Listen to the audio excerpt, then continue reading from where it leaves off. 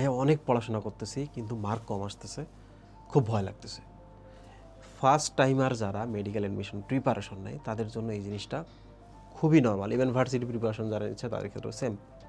শোনো, প্রথম দিকে তুমি যখন প্রিপারেশন নিচ্ছ জীবনে প্রথমবার এবং স্বাভাবিকভাবে নতুন এক্সপিরিয়েন্স করছো, এক্সাইটমেন্ট তো আছেই, এখনও হয়তোবা ঠিকঠাক শিখে ফেলো নাই প্রিপারেশন কীভাবে নিতে হয়, এটার জন্য এক্সপিরিয়েন্স লাগে, মিনিমাম 10-15 দিন 1 মাসের একটা জার্নি লাগে।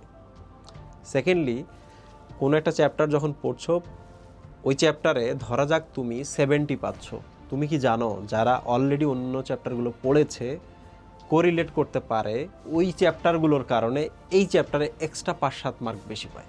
তার মানে সে 77 পাবে, 80 পাবে, তুমি পাবা 70। এইটা নিয়ে একদমই ভয় করা যাবে না। মনে রাখবা 15 দিন 20 দিন কিংবা 2 মাস পর তোমার রেজাল্ট এত ভালো হওয়া শুরু হবে যে তুমি প্রথম দিন এটা ভাবতেও পারতেছো না। মানুষ যদি ফিউচার দেখতে পারতো আজ থেকে 2 মাস পর কী হবে যদি আমি এইভাবে কনসিস্টেন্ট রেগুলার পড়াশোনা করি, যদি সে দেখতে পাইতো 2 মাস পর তার রেজাল্ট কেমন হবে, সে প্রথম দিন আনন্দ চিত্তে পড়াশোনা শুরু করতো।